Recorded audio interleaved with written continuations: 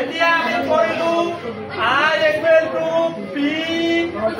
R T divided by এতিয়া যদি কোৱা হয় P equal to কি লিখা যায় P equal to কি লিখা যায় ৰে হা এতিয়া চোৱা ইয়াৰ তলত মনে মনে কি আছে 1 এতিয়া P টো যদি মই ইয়াত আনো P টো মই কত আনিলো এতিয়া হলে চোৱা এনেকে লিখা যায় I equal to P equal to অপৰত থাকিল R T divided by 100 হ'ব না নাই ৰে এইবাৰ I টো ইয়াত আহিব না নাই আহিব তেতিয়া 1 by P equal to R T এটোৰ লগত এটো কোন কৰিলে I পূৰণ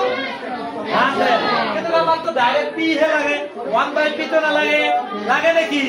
তেতিয়া হলে এটো কি হ'ব ওলটাই দিলে এটো কি কৰিম বে তেতিয়া হলে P equal to I into 100 divided by R তেতিয়া হলে আমি এটা সূত্র পৰা কেইটা সূত্র পালো দুটা সূত্র পালো নাই এটা হল I equal to PR divided by আৰু আনটো P equal to I into 100 divided by এতিয়া যদি কোৱা হয় R equal to কি লিখা যাব ৰে R equal to এতিয়া P জায়গাত R আহিল আৰু জায়গাত কি হ'ব ৰে সোজা বুদ্ধি ডাইৰেক্ট কি I into 100 divided by আৰু জায়গাত আহিল P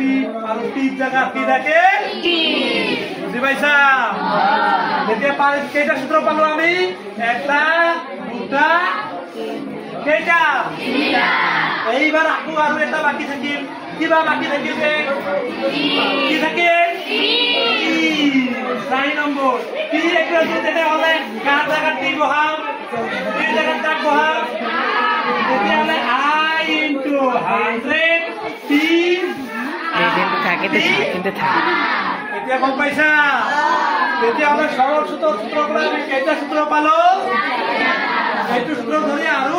তিনিটা পালো হলে নহয় এটা হল P equal to I into 100 divided by RT